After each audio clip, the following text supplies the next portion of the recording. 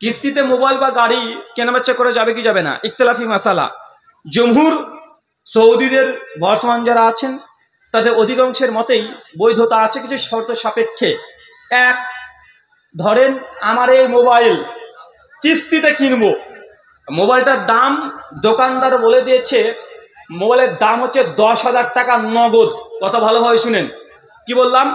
মোবাইলের দাম 10,000 টাকা নগদ, ঠিক আছে? দোকানদার বলছে যে নগদ টাকা দেন, হ্যান্ড টু হ্যান্ড 10,000 টাকা। কিন্তু যদি কিস্তিতে নিতে চান তাহলে এই মোবাইলের দাম হচ্ছে 11,000 টাকা।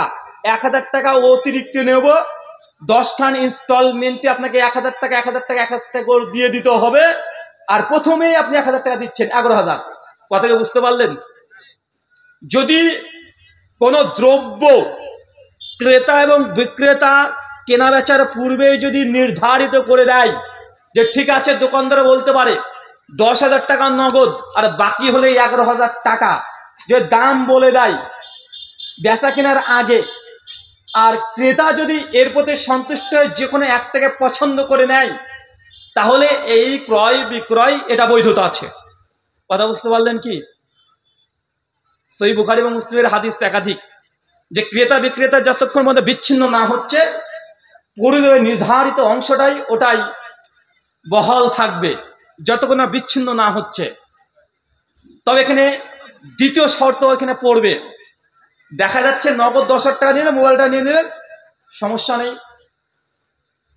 কিন্তু কিস্তি করলে 11,000 টাকা লাগছে, তবুও কোনো সমস্যা নেই। কিন্তু যদি ওইখানে স্ট্যাম্পে লেখা থাকে বা চুক্তিতে লেখা থাকে যদি একটা ইনস্টলমেন্ট দিতে লেট হয়ে যায় তাহলে 70 টাকা করে অতিরিক্ত ফাইন লাগবে, তাহলে এর ভিত্তিতে আর নেওয়া যাবে না কিস্তি। কথা বুঝতে পারলেন? কোনটা বুঝতে পারলেন? 3 নম্বরটা বুঝতে পারলেন না? যদি কিস্তি পেপারে এটাও লেখা থাকে, যদি আপনি একটা কিস্তি মিস করেন তাহলে 100 টাকা বা 200 টাকা বা 50 টাকা বা 1 টাকা অতিরিক্ত ইন্টারেস্ট দিতে হবে, তাহলে এটা কি হয়ে গেল? সুদ। এটা কি হলো? সুদ। তাহলে এই চুক্তিতে আপনি নিতে পারবেন না। কথা বুঝতে পারছেন?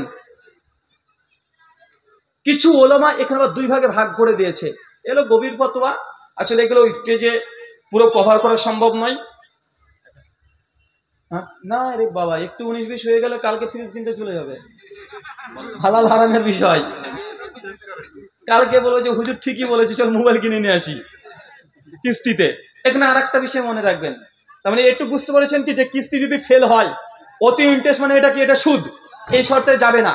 3 নাম্বার, কেউ কেউ এরকম শর্ত দিয়ে দিয়েছে যে কিস্তি যদি নিয়াত করেন যে না কিস্তি ফেল করব না, একদম পাই টু পাই দিয়ে দেবো, কিস্তি ফেল করব না, এরকম নিয়াতে কেউ যদি দেয় এবং কিস্তি সে ফেলও করেনি, একদম 11টা কিস্তি ঠিকঠাক দিয়ে দিয়েছে, তাহলে এই চুক্তি করা বা এইভাবে ক্রয় বিক্রয় এটাকে কেউ বৈধ বলেছে আর কেউ অবৈধ বলেছে।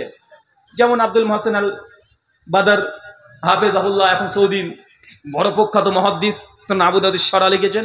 উনি বলছেন এটাতে এই জন্য জায়েজ নয় যে প্রথমে চুক্তি বিবারে সুদের সঙ্গে সে মানে চুক্তি করে ফেলছে যে না যদি হয় তাহলে সুদ দেব, মানে কি সে অ্যাপার্টমেন্ট চুক্তি করে ফেলছে।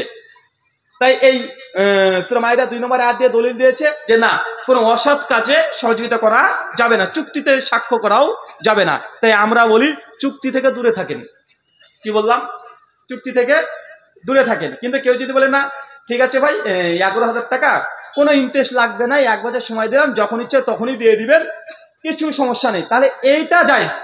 কথা বুঝতে পেরেছেন? এটা জায়েজ। শুকরিয়া।